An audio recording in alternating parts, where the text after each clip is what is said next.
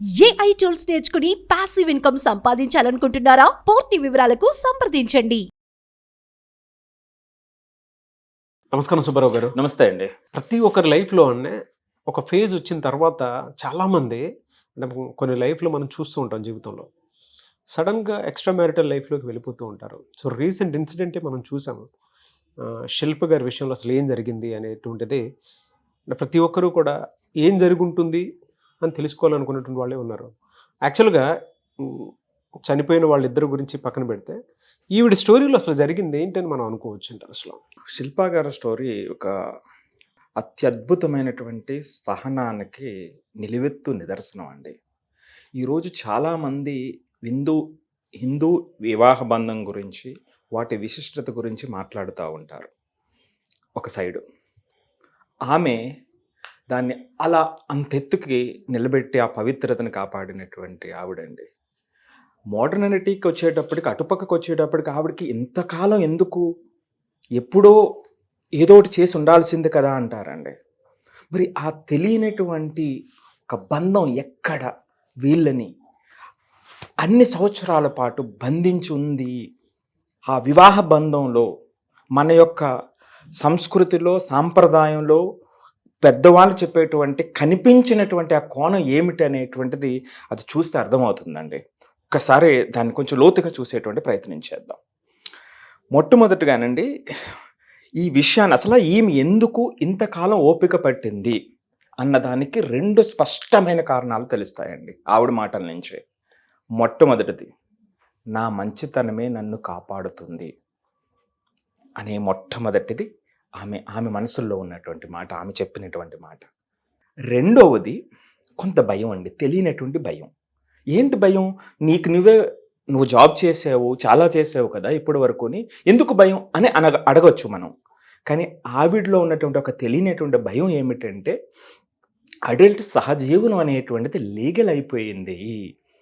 So ఈ వ్యక్తి నా పిల్లలకి తండ్రి లేకుండా అయిపోతాడు అనేటువంటి తెలియనటువంటి భయం రెండో కోణం అంతే. ఇక రెండు తప్ప ఇంకొకటి కనిపించవు.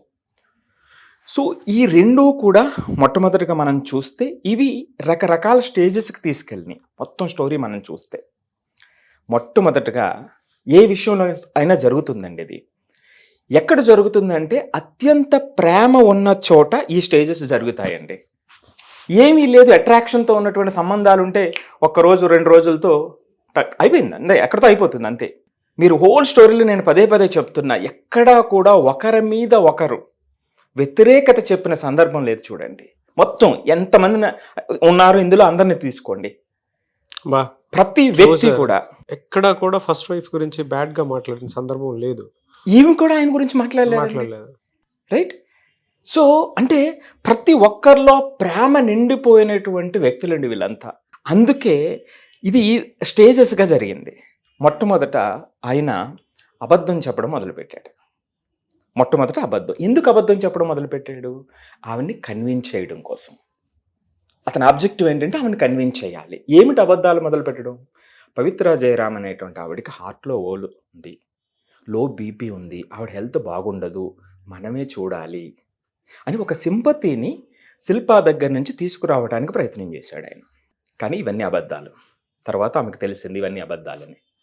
రెండవది, మేము షూటింగ్ అంటే అది కొంచెం తీవ్రత పెరిగిన తర్వాత షూటింగ్కి అలా వైకుంఠపురం అనేటువంటి సీరియల్లో షూటింగ్కి చెన్నై వెళ్తున్నామని చెప్పాడు. కానీ అది అబద్ధం, వాళ్ళు హైదరాబాద్లోనే ఉన్నారు. అంటే ఈవెన్ నుంచి తప్పించుకోవడానికి ప్రయత్నం, అంటే రెండో స్టేజ్కి వస్తూ ఉంది. మొదట అబద్ధం చెప్పి కన్విన్స్ చేయడానికి ప్రయత్నం చేస్తూ వెళ్తున్నాడు. ఇక రెండోది, స్లోగా విభేదించడం మొదలుపెట్టాడు. అట్లా కాదు ఇట్లా కాదని చిన్నగా చిలికి గాలివాన కింద తయారవ్వటానికి సన్నద్ధం అవుతున్నటువంటి స్టేజ్ రెండో స్టేజ్ అండి. ఆ స్టేజ్లోనే మానసికంగా హింసించడం మొదలైంది. ఇలా అతని ఇంటికి అప్పుడప్పుడు వచ్చినప్పుడు కూడా ఆమెతోనే ఫోన్లో మాట్లాడుతూ, మరింత ఆప్యాయంగా ఆవిడతో మాట్లాడుతూ, చిరాకుగా ఈమె వైపు చూస్తూ, సో మానసికంగా హింసించడం అనేటువంటిది, అంటే అంత ప్రేమ ఉన్నటువంటి దాన్ని చూడండి ఎలా టర్న్ అవుతుంది ఇవన్నీ కూడా. ఇక మూడో స్టేజు శారీరకంగా కూడా హింసించడం మొదలుపెట్టడం. సో ఇంకా కొట్టడం, నైట్ అంతా. సో 12 to 5 o'clock వరకు కొట్టినటువంటి సందర్భాలు చాలా ఉన్నాయని ఆమె కుటుంబ సభ్యులు కూడా చెప్తున్నారు. వాళ్ళ తల్లిదండ్రులు కూడా, చందు తల్లిదండ్రులు కూడా చెప్తున్నారు. అది 3వ స్టేజ్. ఇక 4వ స్టేజు విడిపోవటం, దూరం అయిపోవటం. దురదృష్టం ఏమిటంటే ఆ దూరం అయ్యేటువంటి సందర్భంలో కంప్లీట్గా ఆయన దూరం అయిపోయాడు. సో అబద్ధం చెప్పడం, ఆ తరువాత సన్నద్ధం చేయటం, అంటే మానసికంగా హింసించడం మొదలుపెట్టడం, తర్వాత శారీరకంగా హింసించడం మొదలుపెట్టడం, తర్వాత దూరం అవ్వటం, ఇవన్నీ కూడా సరే ఎందుకు ఇవన్నీ అనిపించవచ్చు. అసలు ఒకసారి చెప్పేస్తే అయిపోతుంది, నాకు నచ్చదు, నేను వెళ్ళిపోతున్నానని చెప్పి వెళ్ళిపోతుంది కదా. మరి ఎందుకు జరిగింది ఇదంతా? ఇక్కడేనంటే అద్భుతమైనటువంటి ఒక పాయింట్ మనం అందరూ అర్థం చేసుకోవాల్సినటువంటి ఒక విషయం ఉందండి. ఎవరికి నచ్చినా నచ్చకపోయినా నేను ఒక్క విషయాన్ని మీకు చెప్తున్నా. ఈ హిందూ వివాహ బంధాన్ని, విశిష్టతని అత్యున్నత శిఖరానికి అలా నిలబడి తీసుకెళ్ళినటువంటి ఆమె శిల్ప అండి. ఏ రోజు కూడా బయటకు వచ్చి చెడ్డగా చెప్పకపోవటం. అన్ని బాధలు మనకి ఈజీ అండి చెప్పడం, భరించేటువంటి ఆమెకు తెలుస్తుంది. విన్నారండి ఆవిడ ఏం మాట్లాడారో? ఎస్ నేను ఆవిడ మాటలు వినే ఇది చెప్తున్నాను. నేను ఆవిడ మనసునే నేను చెప్తున్నాను ఇక్కడ. ఏం చెప్పారు సార్? సో ఆవిడ మాటల్లోనే ఒకసారి చూద్దామండి. ఏమిటి ఆవిడ మాటల్లో అంటే, నా మంచితనం నాకు అండగా ఉంటుందనేది మొట్టమొదటి మాట ఆమె అనుకున్నది మనసులో. రెండోది ఇతనితో చెప్పడానికి ప్రయత్నించింది. ఇతనితో చెప్పడానికి ప్రయత్నించడమే కాకుండా పవిత్ర జయరామ్తో కూడా చాలా కార్డియల్గా మాట్లాడడం మొదలుపెట్టింది. సో ఎందుకు ఇలా జరుగుతుంది, సో ఇలాగ అవుతుంది ఎందుకు అనే సందర్భంలో ఆమె అటు పక్క నుంచి రివర్స్గా మాట్లాడడం, లేదు నాకు అతను కావాల్సిందే. ఒక్కసారిగా చూడండి మనసు ఏమైపోతుంది ఆ సందర్భంలో. శిల్ప గారు మాట్లాడటం అంటే మాట్లాడి కన్విన్స్ చేసి తప్పు అని చెప్పబోయారు. సో ఆయనతో చెప్పడం అవతల ఉన్న మనుషులు వినలేదు. అసలు నాకు అతను కావాల్సిందే అని ఆవిడ బ్లంట్గా చెప్పడం జరిగింది. అంటే ఎంత గుండె ధైర్యం ఉండాలి చూడండి. అలాంటి సందర్భం ఆవిడతో డీల్ చేసి మాట్లాడి కార్డియల్గా అది జరిగిన తర్వాత కూడా ప్రయాణాన్ని అలా తీసుకెళ్ళటం అనేటువంటి దానికి అసలు ఇంకా మాటలు లేవండి. సో తర్వాత చందుతో మాట్లాడడం, రకరకాలుగా మాట్లాడడం, కన్విన్స్ చేయలేకపోవటం, ఇంకా తర్వాత చందుతో కూడా మాటలు తగ్గిపోయినాయి. కనీసం ఓకే అట్లీస్ట్ ఒక్క మాట అండి, ఇంకా అది ఇక పరాకాష్ట అండి, మంచితనానికి సహనానికి పరాకాష్ట. నేనిక నీ దగ్గర ఉండను అని చందు చెప్పినటువంటి సందర్భంలో అన్న 2 మాటలు ఆవిడ మాటల్లోనే ఏమిటంటే, నువ్వు అక్కడ ఉంటానంటే అక్కడే ఉండు, నీ ఆరోగ్యాన్ని జాగ్రత్తగా చూసుకో. గుండె పగిలిపోతుందా మీరు అలా చెప్తుంటే? నీ ఆరోగ్యాన్ని జాగ్రత్తగా చూసుకో, టైంకి సరిగా తిను, లేదు అవన్నీ వదిలేసి ఇక్కడ ఉండి నా పిల్లల్ని చూసుకుంటానంటే ఇక్కడ చూసుకో. అప్పుడప్పుడు అలా వచ్చి ఇలా వెళ్తాను, రెండూ చేస్తానంటే వద్దు. నువ్వు అక్కడున్నా సరే ఓకే, నీకు ఇష్టం అంటున్నావు కాబట్టి సో నువ్వు అక్కడే ఉండు, ప్రశాంతంగా ఉండు. సాక్రిఫైస్ పిచ్చెక్కిపోయేలా ఉందండి అసలు. సో ఇది అసలు ఎలా వస్తాయండి? సినిమాల్లో మనకి కనిపిస్తాయి, ఇది నిజ జీవితంలో జరిగినటువంటి సంఘటన అండి. అంతలా ఒక మనిషి ప్రేమించడం, అసలు గౌరవించడం, నేను అందుకే చెప్తున్నా. ఈవెన్ నేను ఒక ఓడైతే విన్నాను ఎక్కడానంటే, ఈవెన్ ఆవిడ చనిపోయేటప్పుడు, యాక్సిడెంట్ అయిన తర్వాత చనిపోయే ముందు చందు ఈవిడ ఫోన్ చేస్తే అదే చెప్పబోతున్నా. ఇంత జరిగి ఇన్ని సంవత్సరాలు ఇంత డిస్టర్బ్ అయిన ఆవిడ చనిపోతున్నటువంటి సందర్భంలో 2 అద్భుతమైన విషయాలు మీరు ఇక్కడ చూడాలి. ఆయన్ని ఫోన్ చేయటం ఈవిడికి, అంటే పవిత్ర జయరాము చనిపోతుంది అని, నాకు కావలసిన వ్యక్తి చనిపోతుంది, ఎవరికి ఫోన్ చేస్తామండి? మరో కావాల్సిన వ్యక్తియే కదా ఫోన్ చేస్తా. చూడండి, అప్పుడు కూడా ఆయన మనసులో ఉంది. ఇది కనిపించిన బంధం అండి. మనం అటు చూసి మొత్తాన్ని దాన్ని చెరిపేస్తున్నాం. ఇది చెరిపోద్దు అంటున్నాను నేను.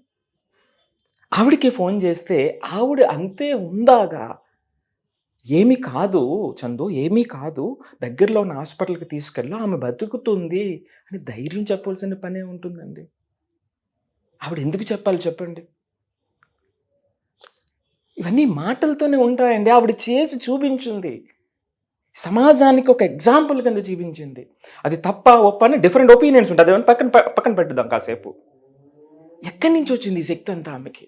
మీరు చెప్పే దాంట్లో యువతల వైపు కూడా ఆ ప్రేమని చందు ఉంది కాబట్టి లాస్ట్ మినిట్లో నా అనేవాళ్ళు ఉన్నారని చెప్పేసి కాల్ చేయడానికి ఆస్కారం చూపించారని చెప్పేసి అంటున్నారు కదా. ఎక్కడ ఎక్కడ జరిగింది?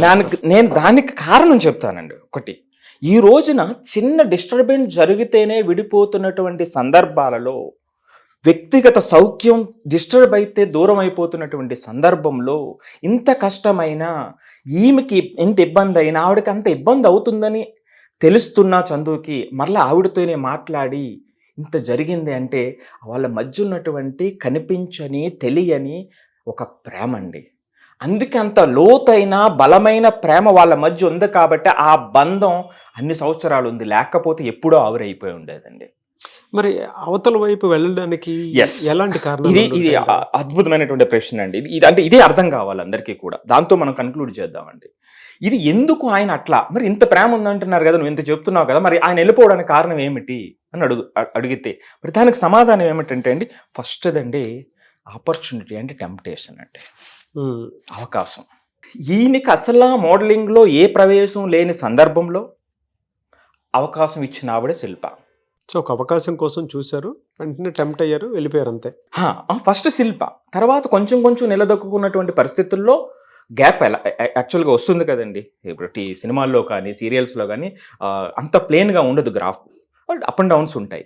ఆ తర్వాత బిగ్ ఆపర్చునిటీ ఆవిడ ద్వారా కనిపిస్తుంది ఈయనకి, అది టెంప్ట్ చేసింది. సో ఇక్కడ వరకు ఉపయోగించుకున్నాడు. ఆ తర్వాత వచ్చే బిగ్ ఆపర్చునిటీని దాన్ని చూసి ఆపర్చునిటీ అండ్ టెంప్టేషన్ అనేది మొట్టమొదటి పాయింట్ అండి. ఇక రెండవ పాయింట్కి వచ్చేటప్పటికి డిజైర్ ఫర్ నావెల్టీ అండి, కొత్తదనం. అక్కడ వాళ్ళ మధ్య గౌరవమైన సంబంధమే కాకుండా అది వేరే రూపు తీసుకుంటున్నటువంటి సందర్భం. ఆ కొత్తదనం మీద కోరిక, ఆ ఎక్సైట్మెంట్ అంటే వ్యక్తిగతంగా మార్చేసింది. ఆ వ్యక్తిగత మార్పుకి కారణమైంది రెండవ పాయింట్, డిజైర్ ఫర్ కొత్తదనం మీద ఉన్నటువంటి కోరిక. ఎందుకంటే కెరీర్ ఒక చోట ఆగిపోతుంది, సో కొత్తగా ఏదైనా స్టార్ట్ చేయాలనుకున్నప్పుడు ఎస్, కొత్త రిలేషన్ కూడా అండి, కొత్త కెరియరే కాదు, కెరియర్ అనేది ఒకటి, ఆమె, సో ఆమెతో బంధాన్ని కూడా ఆయన కొనసాగించుకున్నాడు కావాలి అని. ఆ ఎక్సైట్మెంట్, సో ఆ ఎక్సైట్మెంట్ అది రెండవదండి. ఇక మూడో విషయానికి వచ్చేటప్పటికి మిడ్ లైఫ్ క్రైసిస్ అండి. చూడండి ఈయన గ్రాఫ్ చూస్తే ఫుట్బాల్ ప్లేయరు, ఆ తర్వాత సాఫ్ట్వేర్ కంపెనీ జాబ్ చేశారు. సో ఇలా జరిగినటువంటి ప్రయాణం ఒక్కసారిగా అక్కడ ఆగింది కదండి. సో మరలా ఈ మోడలింగ్ వైపు వెళ్ళిన తర్వాత కొంచెం అప్ అండ్ డౌన్స్ వచ్చినాయి. సో ఇక్కడ ఏదో బిగ్గా చేయాలి, అతనికి అప్పటికే ఫాలోయింగ్ వచ్చింది. సో దీన్ని మరింత ముందుకి తీసుకెళ్ళాలి, ఉన్నతమైనటువంటి స్థితికి తీసుకెళ్ళాలి అనేటువంటి ప్రతి ఒక్కరికి వస్తుంది. 35 దాటిన తర్వాత 45 మధ్యలో ఈ మిడ్ లైఫ్ క్రైసిస్ వస్తుంది. దాన్ని మనం ఎలా తీసుకుంటాం అన్నది ఇంపార్టెంట్. సో ఇది మూడో కారణం అండి. ఇక నాలుగో కారణము లైఫ్ ట్రాన్సిషన్ అండి. సో నా కెరియర్లో నేను ఏదో బిగ్ చేయాలి, ఆ బిగ్ చేయాలి అన్నట్లయితే అక్కడ ఆపర్చునిటీ కనిపిస్తుంది, ఆమె ద్వారా ఒక మంచి ఆపర్చునిటీ వస్తుంది. లేదా నేను ఇంకా బలంగా లోతుగా నాకు అనుకున్నటువంటి డిజైర్స్ నేను ఫుల్ఫిల్ చేసుకోగలనేమో అని అనిపించి ఉండాలండి. సో ఈ 4 కారణాలు కూడా ఖచ్చితంగా ఆయన మానసికంగా అతన్ని మార్చేసినాయి. సో అందుకే ఈ బంధాన్ని వదలలేక గ్రాటిట్యూడ్ లెవెల్స్ ఎక్కువైపోయి, అటుపక్క గ్రాటిట్యూడ్ లెవెల్ ఎక్కువైపోయి, సో ఈ విధంగా ముగింపు వచ్చిందనమాట అండి ఈ యొక్క కథకి మొత్తానికి. ఎక్కడి నుంచి ఎక్కడికెక్కడికో ఈ 4 కారణాలు మీరు చెప్పినటువంటి బలంగా నిజంగా ఒక మనిషిని అంత ఇన్ఫ్లుయెన్స్ చేసి చివరికి చావుదాకా చేసిందని అంటే, బట్ ఇందులో శిల్ప గారికి ఉన్నటువంటి ఓపిక ఏదైతే ఉందో అది మనం మాటల్లో చెప్పలేము, వర్ణించలేము. అండ్ మాట్లాడేటప్పుడు మీరు ఇందాక ఒక మాట అన్నారు, నేను ఆవిడతో మాట్లాడాను, అయినా సరే నాకు ఆయనే కావాలనుకున్నప్పుడు కూడా నేనేం మాట్లాడలేదు, ఎక్కడున్నా సరే హ్యాపీగా ఉంటే చాలు అనుకున్నట్టుండే. అసలు అది అసలు యాక్సెప్టెన్సీ లెవెల్స్కి అది పెద్ద కేస్ స్టడీ అని చెప్పొచ్చు. అంతేనండి. ఇంకా అసలు అందుకే అన్నాను, ఇంకా నిలువెత్తు నిదర్శనం ఎందుకన్నానంటే అందుకే అన్నా. బట్ ఇలాంటి వాటివి ఏవైతే ఉన్నాయో ప్రతి ఒక్కరి జీవితాల్లో అనుభవించుకుని ఒక్కసారి అప్లై చేసుకుని చూసుకుని ఉంటే ఎవరెవరైతే ఒక ట్రాన్స్ లో ఉండి బతుకుతున్నారో వాళ్ళకి మాత్రం డిఫరెంట్ పాత్స్ ఉంటాయి, ఆ రైట్ పాత్ ని చూస్ చేసుకోవడం, వాళ్ళకి మాత్రం చాలా నేర్పించే విషయాలు ఇందులో ఉన్నాయని చెప్పాలి. అయితే కొంతమంది మీలాంటి వాళ్ళ దగ్గరకు వచ్చి అంటే ఇలాంటి ఇన్సిడెంట్స్ చూసిన తర్వాత మా తప్పు మేము తెలుసుకొని మళ్ళీ బ్యాక్ టు మా నార్మల్ లైఫ్కి వెళ్ళాలనుకుంటున్నాం అనుకునేటువంటి వాళ్ళు చాలామంది ఉన్నారు. అంటే ఆ మిడ్ని ఇప్పటిదాకా వచ్చినటువంటి లైఫ్ ఏదైతే ఉందో ఎక్స్ట్రా మ్యారిటల్లో అక్కడ బ్రేక్ చేసి మళ్ళీ బ్యాక్ లైఫ్కి వెళ్ళాలనుకుంటున్నారు. అటువంటి వాళ్ళు అపాయింట్మెంట్ తీసుకోవాలంటే ప్రాసెస్ ఏంటి? స్క్రీన్ మీద కనిపిస్తున్నటువంటి నెంబర్కి కాల్ చేస్తే మన టీంలో వాళ్ళు కాంటాక్ట్ చేస్తారండి. సో దాన్ని ఆ కేసు ఏమిటి లోతుకి మనం ఆలోచించి చూసి దానికి సలహాని ఇవ్వచ్చు అండి. మీరు గనుక నిజంగా మీ జీవితం అండ్ నేను బ్యాక్కి వెళ్ళలేకపోతున్నాను, ఇక్కడ నేను వదలలేకపోతున్నాను అనుకునేటువంటి ఆలోచన మీకు ఉన్నప్పుడు, నిజంగా ఈ ఇన్సిడెంట్ తర్వాత నా జీవితం నేను మార్చుకోవాలి అనుకున్నటువంటి వాళ్ళు ఎవరైతే ఉంటారో, సుబ్బారావు గారిని కలిసి పర్సనల్గా మాట్లాడుకుందాం అనుకున్నటువంటి వాళ్ళు స్క్రీన్ మీద అపాయింట్మెంట్ తీసుకొని మీరు మాట్లాడాలనుకుంటే స్క్రీన్ మీద మీకు కాంటాక్ట్ నెంబర్ కనిపిస్తుంది. దాన్ని మీరు కాల్ ఆర్ మెసేజ్ వాట్సాప్ చేసి వెంటనే అపాయింట్మెంట్ తీసుకోండి. దేనికైనా ఒక సొల్యూషన్ ఉంటుంది, బ్యాలెన్స్డ్ సొల్యూషన్. ఒక ట్రాప్లో ఉన్నప్పుడు అభిమన్యుడి పాత్ర ఏ విధంగా అయితే ఉంటుందో అలానే ఉంటుంది మనకి. దాని నుంచి ఎలా బయటపడాలో తెలియదు. సో అటువంటి వాటిని కూడా ఎలా బ్రేక్ చేయాలని అంటే సుబ్బారావు గారు లాంటి వాళ్ళతో అపాయింట్మెంట్ తీసుకుని మీరు మాట్లాడాలనుకుంటే స్క్రీన్ మీద కనిపిస్తున్న నెంబర్ సంప్రదించండి. థ్యాంక్ యూ అండి. Thank you so much Subbarao గారు. సుమన్ టీవీలో మీ పర్సనల్ అండ్ బిజినెస్ ప్రమోషన్స్ కోసం కింది నెంబర్కి కాంటాక్ట్ చేయండి.